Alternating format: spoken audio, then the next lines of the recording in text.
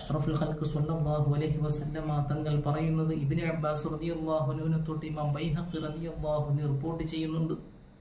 അന്ന റസൂലുള്ളാഹി സ്വല്ലല്ലാഹു അലൈഹി വസല്ലമ ഖാൽ, പ്രവാചക തിരുമേനി സ്വല്ലല്ലാഹു അലൈഹി വസല്ലമ തങ്ങൾ പറഞ്ഞു, മൻ ഖബ്ബല ബൈന ഐനൈ ഉമ്മി, വല്ലവനും തന്റെ ഉമ്മയുടെ രണ്ട് കണ്ണുകൾക്കിടയിൽ ചുംബിച്ചാൽ കാന ലഹു സിത്റം മിനൻ നാർ, അതവന് നരകത്തിൽ നിന്നുള്ള മറയായി തീരുമെന്ന് ഷഫീഉൽ വറ ത്വഹ റസൂലുള്ളാഹി സ്വല്ലല്ലാഹു അലൈഹി വസല്ലമ തങ്ങൾ ലോകത്തെ പഠിപ്പിക്കുന്നു.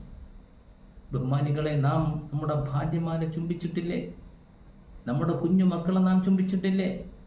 എന്നാൽ നമ്മെ യാതനകളും പ്രയാസങ്ങളും സഹിച്ചുകൊണ്ട് ഗർഭം ചുമന്ന് പ്രസവിച്ച് പോറ്റി വളർത്തിയ നമ്മുടെ ഉമ്മമാർ, പ്രത്യേകിച്ചവർ വാർദ്ധക്യ സഹജമായ പ്രയാസങ്ങളിൽ കഴിയുമ്പോൾ, രോഗികളായി കഴിയുമ്പോൾ അവരോട് സ്നേഹത്തിൻ്റെ ഒരു തലോടൽ നൽകുവാൻ, ഒരു സ്നേഹാദരവിൻ്റെ ചുംബനം നൽകുവാൻ ഇന്നെത്ര മക്കൾക്കാണ് സാധിക്കുന്നത്?